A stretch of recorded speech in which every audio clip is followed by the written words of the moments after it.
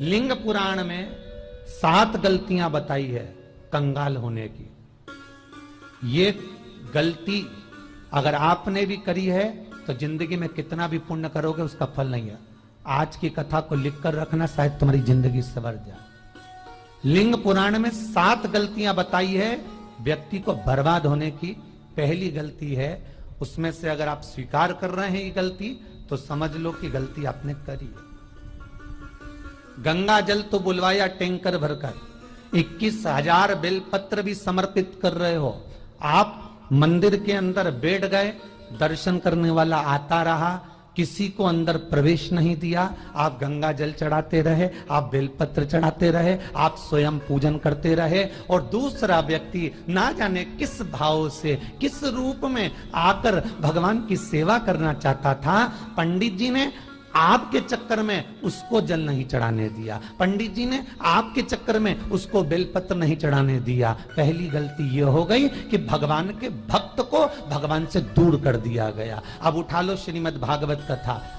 2 देवताओं ने गलती करी थी। एक ब्रह्मा जी ने गलती करी थी कि गाय बछड़ों का हरण कर लिया था। 1 वर्ष होने में 1 दिन था तब ब्रह्मा जी ने गाय बछड़े वापस दिए थे। दूसरी गलती इंद्र ने करी थी, जल वृष्टि करी तब भगवान कृष्ण को गोवर्धन पर्वत उठाना पड़ा। दोनों देवताओं ने गलती करी, पर भगवान कृष्ण ने इंद्र को क्षमा कर दिया पर ब्रह्मा को क्षमा नहीं करा। क्यों नहीं करा? क्योंकि इंद्र को क्षमा इसलिए करा क्योंकि इंद्र ने जब जल वृष्टि करी तो सारे ब्रजवासियों को भगवान के चरणों में लाकर छोड़ दिया। सारे ब्रजवासी गोवर्धन पर्वत के नीचे आकर बैठ गए, भगवान के चरणों में आ गए। और ब्रह्मा ने जो गलती करी वो ऐसी गलती करी कि भगवान से गाय और बछड़ों को दूर कर दिया। जो भगवान से भगत को दूर कर दे उसको शंकर कभी क्षमा नहीं कर सकता। इसलिए बर्बादी का पहला कारण आप भक्त और भगवान में दूरी बना दी।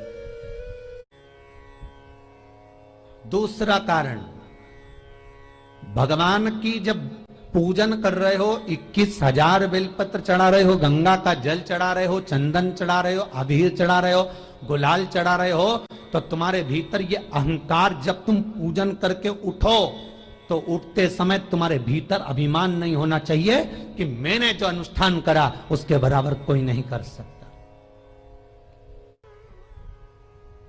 तीसरा कारण कहा कि भगवान की सेवा तो आप कर रहे हो, भगवान की चाकरी में तो आप लगे हो, भगवान की आराधना भी कर रहे हो, दिया भी लगा रहे हो, धूप बत्ती भी लगा रहे हो, स्नान भी करा रहे हो, पंचामृत स्नान भी करा रहे हो, सारी पूजन अर्चना सब तुम कर रहे हो। पर हो सकता है इस पूजन अर्चना में आप केवल 3 घंटा पूजन करते हो और बाकी के समय किसी न किसी की जीवात्मा को दुख पहुंचा रहे हो। एक कथा में एक बात कही थी कि भले मंदिर में दिया मत लगाओ, भले मंदिर में जाकर धूप बत्ती मत जलाओ, भले मंदिर में जाकर भोग मत लगाओ, भले मंदिर में जाकर जल मत चढ़ाओ, कुछ मत करो, भले भगवान को नए कपड़े मत पहनाओ, भले तुम्हारी मर्जी पड़े भगवान को भोग मत लगाओ, पर शास्त्र कहता है कुछ मत करो, पर एक काम जरूर करना कि किसी के चेहरे पर प्रसन्नता ला देना तो मंदिर में दिया जलाने के बराबर होगा। किसी के चेहरे पर चमक ला देना, प्रसन्नता ला देना तो अगरबत्ती लगाने के बराबर होगा। किसी गरीबड़े के, किसी दुखी के चेहरे पर अगर तुमने प्रसन्नता ला दी तो वो भगवान को कपड़े पहनाने के बराबर होगा। मालूम पड़े तुम मंदिर में पूरी सब्जी बांटो, मंदिर में भोजन कराओ, मंदिर में सारा पकवान चढ़ाओ, और कोई तुम्हारे कारण अगर दुखी है तो तुम्हें वो सुख का भान नहीं हो सकता। तीसरा कारण है हमारा, वो सुख नहीं मिल सकता। चौथा कारण है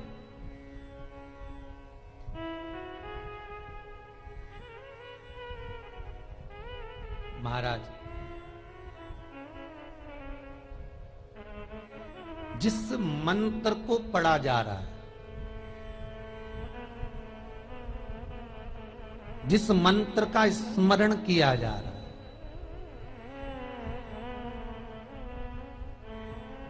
जिस भगवान की माला को हम जप रहे हैं, हम पाठ कर रहे हैं, उसमें त्रुटि। उठा लीजिए दुर्गा सप्तशती।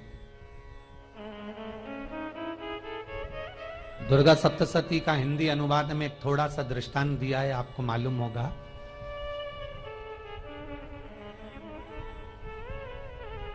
एक जजमान सप्तशती का पाठ कराते थे नवरात्रे में। नवरात्रे पूरे होते थे और उनकी पत्नी मर जाती थी। सप्तशती के अंदर लिखा है, बहुत ध्यान से सुनिएगा। दुर्गा सप्तशती का पाठ कराते थे और पत्नी नवरात्रे के बाद 4 महीना 3 महीने के बाद मर जाती थी। बहुत दुखी था सेठ। एक शादी करी, दूसरी करी, तीसरी करी, चौथी करी, चौथी पत्नी भी मर गई। बहुत दुख हुआ। आज वो गुरुजी के पास चले गया, गुरुदेव, गुरुजी, गुरुदेव, गुरुदेव। गुरुजी बोले क्या हो गया? सेठ जी बहुत दिनों के बाद आ रहे हो, क्या बात है गुरुदेव?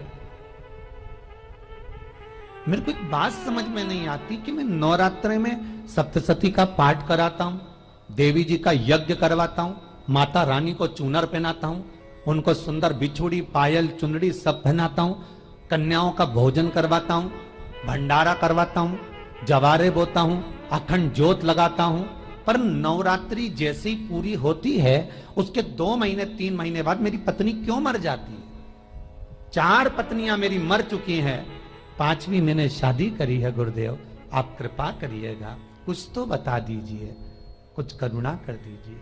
गुरुजी बोले जब तू सब कुछ अच्छा कर रहा है, जोत भी जला रहा है, कन्या भोज भी करा रहा है, चुनड़ी भी चढ़ा रहा है, भंडारा भी कर रहा है, जोत भी लगा रहा है, जवारे भी बो रहा है, माता रानी की सेवा भी कर रहा है, अखंड रात्रि व्रत कर रहा है, सब कुछ तूने करा, यज्ञ भी करा, फिर तेरी पत्नी क्यों मर सकती है? ऐसा हो ही नहीं सकता। नहीं गुरुदेव मेरी 5वीं शादी है गुरुदेव, अब की बार आप कृपा करिए। गुरुजी ने कहा तेरे पंडित जी को अनुष्ठान पर बुला, मैं कमरे में बैठकर सुनूंगा सप्तशती का पाठ, तब मैं ध्यान करूंगा। गुरुजी अंदर के कमरे में जाकर बैठ गए, ब्राह्मण पाठ करना प्रारंभ करा और ब्राह्मण ने पाठ करना प्रारंभ करा। उसमें एक शब्द आ गया, भारयंतु भक्षन्तु, भारयंतु भक्षन्तु। उसमें बोलना था भय, पीड़ा को, हे जगत जननी तू भक्षण कर जा, पर ब्राह्मण बोलता था भार्या तू भक्षन्तु, मेरी पत्नी को, मेरी भार्या को तू भक्षण कर दे। पंडित जी जैसे ही बोले गुरुजी बाहर निकल कर आ गए। पंडित जी को रोका, रुकिए गुरुदेव, आप हर साल अनुष्ठान कर रहे हो जजमान के यहाँ और बोल देते हो भार्यंतु भक्षन्तु, हे देवी तू मेरी पत्नी को खा जा, तो माँ हर बार उस पत्नी को निगल जाती है। निवेदन है, शब्द सुधार लीजिए, शब्द ठीक है। चौथा कारण है कि आप जो पाठ कर रहे हो, आप जो पूजन कर रहे हो, आप जो अनुष्ठान कर रहे हो, उसमें कुछ ना कुछ गलती जरूर हो रही है। ये चौथा कारण है।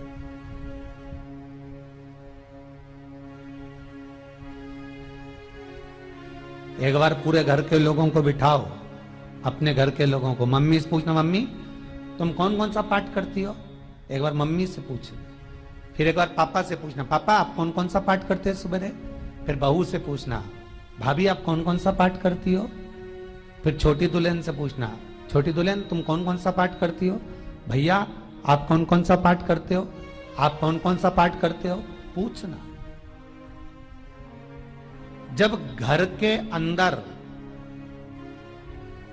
बड़ी बहू अलग तरह का पाठ कर रही है, छोटी बहू अलग तरह का पाठ कर रही है, मंजली बहू अलग तरह का पाठ कर रही है, माँ अलग तरह का पाठ कर रही है, पति अलग तरह का पाठ कर रहा है, तो उसका जो प्रभाव है, कौन सी चीज कहां टकरा रही है जिसके कारण घर में रोग इतना है कि कोई सही होने वाला ही नहीं है। अब तुम कहो कि सीवर वाले गुरुजी ने उपाय बताया, हमने बहुत करा, पर सही क्यों? तो सही क्यों नहीं हो रहा है? उसका कारण है या तो बड़ी बहू जो पाठ कर रही, या सास जो पाठ कर रही, जो पति जो पाठ कर रहा है, नाते जो भी उस घर के अंदर रहकर जो पाठ अर्चना कर रहा है, उसमें जरूर कुछ ना कुछ ऐसा हो रहा है जिसके कारण वो काम नहीं कर पा रहे।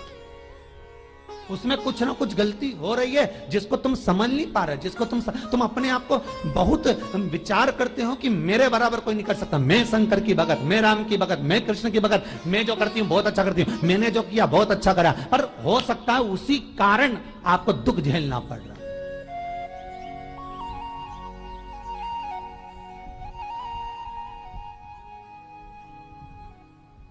उसी के कारण।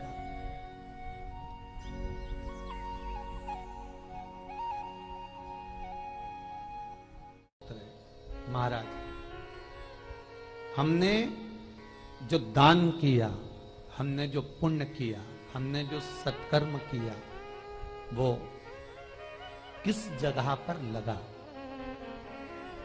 पांचवा सूत्र,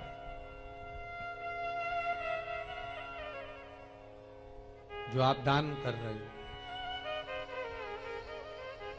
जो आप पुण्य कर रहे हो, सत्कर्म कर रहे हो, वो किस जगह पर लगा? ये पांचवा सूत्र।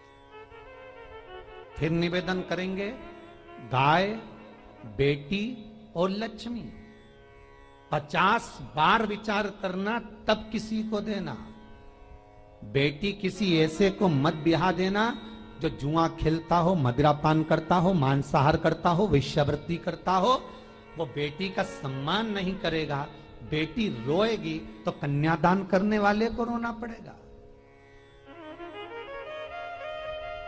दूसरे नंबर पर गौ माता, गाय ऐसे ब्राह्मण को दान मत देना कि ब्राह्मण के घर में खुद रहने की जगह नहीं और गाय को ले जाकर तुमने दे दिया और उस ब्राह्मण ने जब तक दूध दिया बांध कर रखा, एक तगाड़ी बाल्टी साड़ी के चक्कर में ले लिया, सोने के सींग के चक्कर में ले लिया और बाद में वही गाय कसाई के हाथ में बिक गई और कसाई ने काटा तो बद्दुआ तुमको लगी। बेटी, गाय और लक्ष्मी, पैसा भी किसी ऐसे भिखारी के कटोरे में मत दान देना कि जिसने ले जाकर मदिरा पान में लगा दिया, जुए में लगा दिया, वैश्यावृत्ति में लगा दिया। अगर जिस भिखारी के कटोरे में पैसा दिया उसने शाम को ले जाकर मदिरा पान में, जुए में लगा दिया, तो लक्ष्मी रोती है कि तूने मुझे गलत जगह पर दिया है, इसलिए अब तुझे रोना पड़ेगा। तब व्यक्ति को रोना पड़ता है, फिर व्यक्ति रोता है। गाय, बेटी और लक्ष्मी 50 बार विचार करो, क्या सही जगह पर दे रहे हो? और अच्छी जगह पर दोगे तो संपदा भी बढ़ती है, सुख आता है। अगर बेटी सुखी रहेगी तो मायके के लोग सुखी रहेंगे, गौ माता सुखी रहेगी तो संसार सुखी रहेगा। और आपने जो धन दिया, आपने जो पैसा दिया किसी भिखारी के कटोरे में, अगर उसने गलत जगह पर लगाया तो रोना तुमको पड़ेगा। किसी आजकल के भिक्षुकों को अगर रोटी दे दो तो लेते ही नहीं, आटा दो तो नहीं लेते।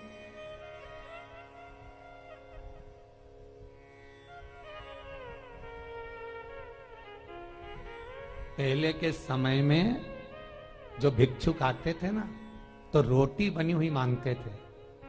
बूढ़ी बूढ़ी माताएं जानती होंगी, चिमटा बजाकर, घुंघरू बजाकर कहते थे भोजन, तो 2 रोटी निकाल कर दे दी जाती थी घर से। लो बाबा, तो माता इतना प्रेम रखती थी, केवल रोटी नहीं देती थी, बाबा बैठो हम सब सब्जी ला कर देते। इतना प्रेम था बुजुर्ग माताओं का, बैठो।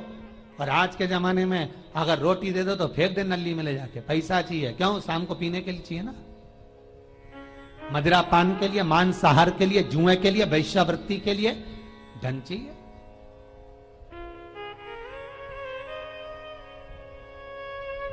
भोपाल के और इंदौर के, इंदौर का राजवाड़ा चौराया और भोपाल का लाल घाटी चौराया, इन दोनों चौराहे पर इतने से बच्चे लोग भीख मांगते हैं और उनकी माताएं और उनके पिता रोड के किनारे पर चिलम लगाते बैठे रहते हैं, पांव लंबे करके पड़े हैं और ये कमा कमा के उनको दे रहे हैं। और धन्य हैं ऐसे लोग जो उनको दान भी दे देते हैं। जिसको जरूरत है उस तक कुछ नहीं पहुंचता। अभी भी 4-6 महीने लॉकडाउन चला, जिसको जरूरत थी एक एक रोटी की, उस तक कुछ नहीं पहुंचा। और जिसके पास में पहले से भरा हुआ था उसने और ले जाके भर लिया। जिसको जरूरत थी उस तक नहीं पहुंचा। अभी ठंड आ रही है, बहुत सारी संस्थाएं कंबल बांटेगी। रेलवे स्टेशन पे लोगों को कम्बल उड़ा रहे हैं, कोई सो रहा है जमीन पे उसको कम्बल उड़ा रहे हैं, बस स्टैंड पे चले गए कोई रोड पे सो रहा है कम्बल उड़ा रहा है, तो इतना बड़ा नाम चलेगा कि उनने कम्बल उड़ाए, कम्बल उड़ाए, कम्बल उड़ाए। और वो कम्बल जिसको उड़ाया वो दूसरे दिन जाकर कपड़े की दुकान पर बेच के आ गया, 200 रुपए लिया आया, रात को पीकर फिर सो गया, क्योंकि फिर कहीं कहाँ आएगा, फिर उड़ा के चले जाएगा, क्योंकि इन्होंने तो ये करके रखा है कि नाम कमाना है तो कम्बल उड़ाए जाओ। जिसको जरूरत है वहां तक सामान नहीं पहुंचता भाई, जिसको जरूरत है वहां तक सामग्री नहीं पहुंचती भाई। आपने दिया और उन्होंने ले जाकर बेच दिया, और फिर सोचते हो कि मैंने तो पुण्य करा है। कई लोग कहते हैं मैंने दान करा, मेरे को इतना फल मिलेगा। काहे का दान करा? ऊपर तो जा, यमराज के डंडे पड़ेंगे।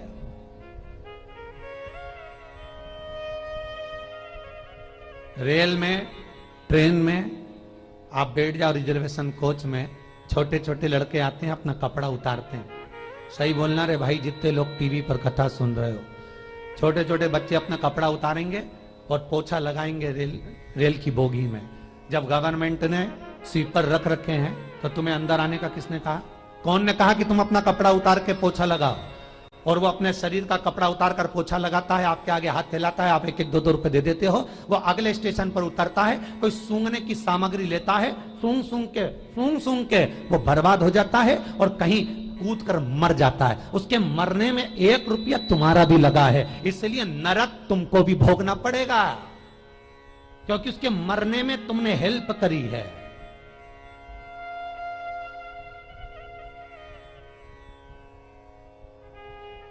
तुमने तो रुपया दिया था भोजन करने के लिए, उसने कोई सूंघने की सामग्री ले ली और सूंघ सूंघ के नशे में मर गया। उसके मरने में 2 रुपए तुम्हारे हैं, 1 रुपए तुम्हारा है, तो भोगना तो तुमको भी पड़ेगा ना।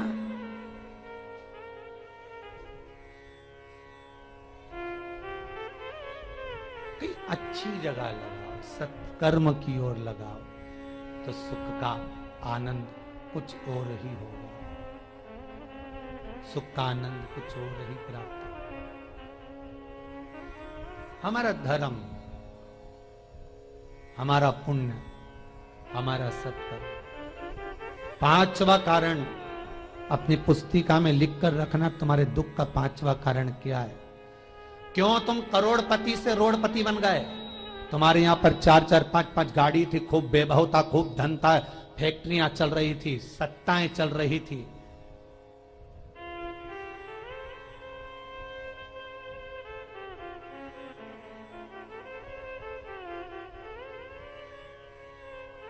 खूब सत्ताएं थी, खूब वैभव था, खूब धन था, पर कुछ भी नहीं, सब धरा की धरा रह गए।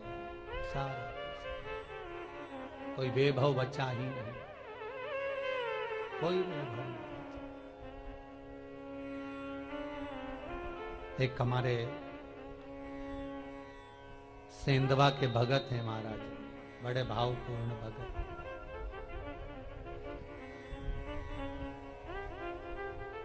वो कहे गुरुजी हम बड़े दुखी हैं, बड़े कष्ट में। हमने कहा कष्ट का कारण कुछ ना कुछ जरूर होगा, दुख का कारण जरूर कुछ ना कुछ होता है। कहने लगे गुरुजी हमारी तो जीनिंग चलती थी, खूब फैक्ट्रियां चलती थी, इतना जीनिंग फैक्ट्रियां थी, इतना चलता था।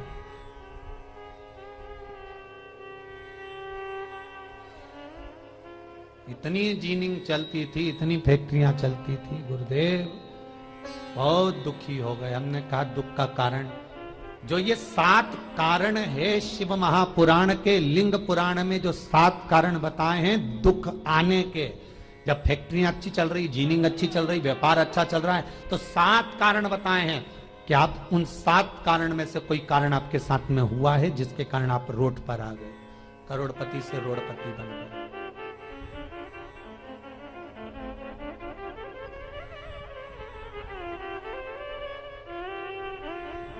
कभी कभी नगर में, गांव में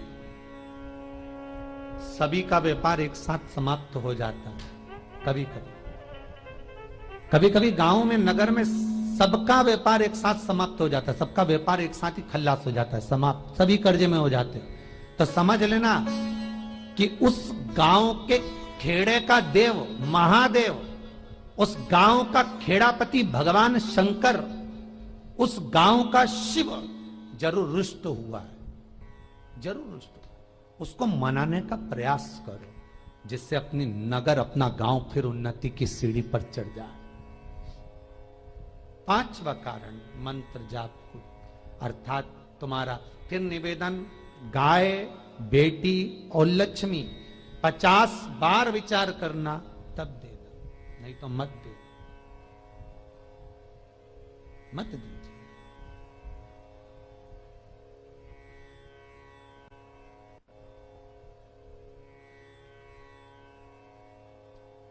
और महाराज भगवान शिव की कथा का छठा कारण बता, हमारे दुख का कारण छठा कारण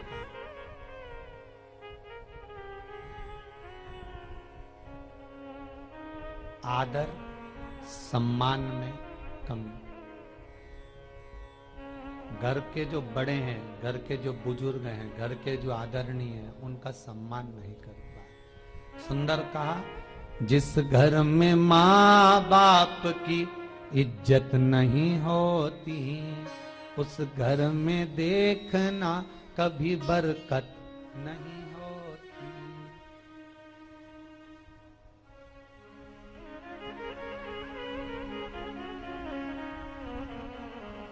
छठा कारण है सम्मान, सत्कार, आदर ना होना। जब धन, सातवां कारण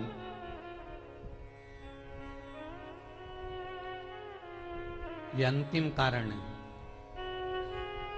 जितने लोग कर्जे में, लदालू में, जितने लोग दुखी हैं, जितने लोग तकलीफ में, आज की कथा को बहुत दिल से सुनना, अपनी गलती को जरूर छांटना। मुझे विश्वास है मेरा भोलेनाथ, आप अगर गलती को स्वीकार कर लोगे तो शंकर वापिस आपको करोड़पति बना देगा, लखपति बना देगा। शंकर आपके भंडार फिर भर देगा। 7 कारण में से अपनी गलती को जरूर छांटना साहब कि आपने गलती कौन सी करी, और अपनी गलती को छांट ले, यही सबसे बड़ी बात है ना। लोग सुनने के बाद भी नहीं छाटेंगे, नहीं मैंने तो कुछ करा ही नहीं, मैं तो कुछ कर ही नहीं, बस मैं ही तो है, हरी जगदम्बा वो मैं ही फंसा है बीच में।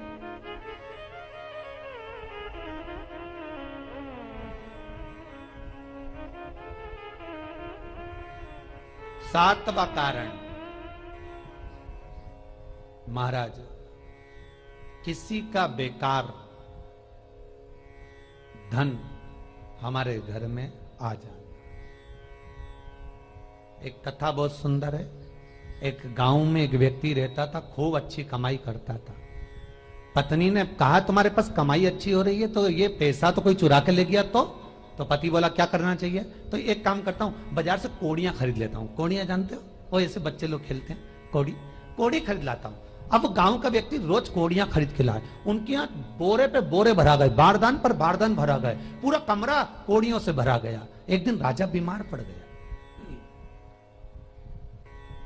राजा बीमार पड़ा तो राजा को वेदों ने, डॉक्टरों ने कह दिया इसका एक ही इलाज है, कोड़ियां लाई जाए, कोड़ियों को जलाकर राख बनाई जाए, वो राख राजा के शरीर पर मली जाए।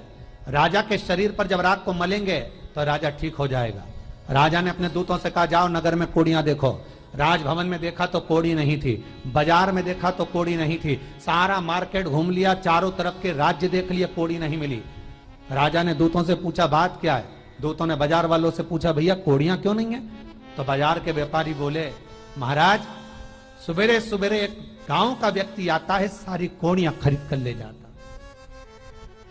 सारी कोड़ियां, हाँ उसका पता दो। दुकान वालों ने पता दिया, वो वहां पहुंच गया, उसको डराया।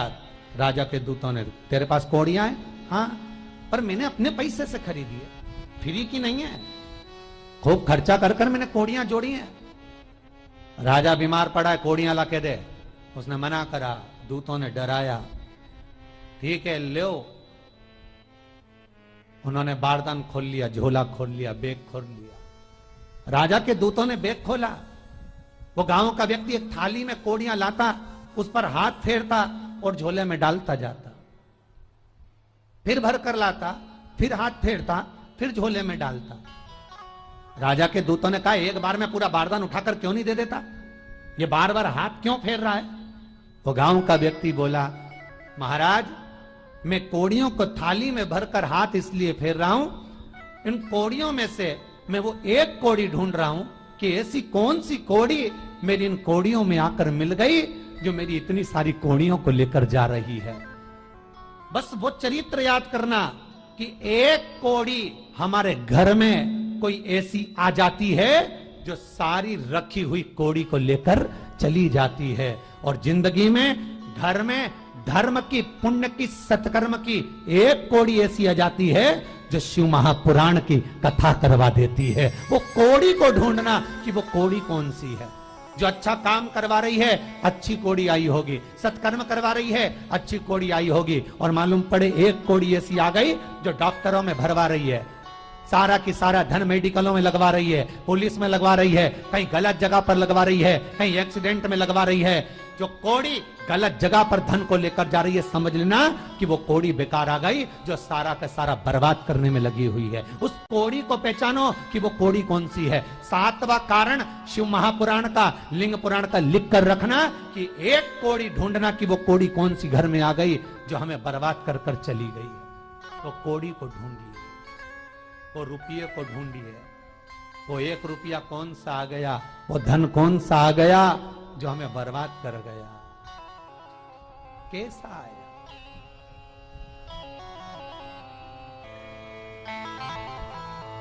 धन कौन सा आ गया ऐसा जो हमें बर्बाद कर दे।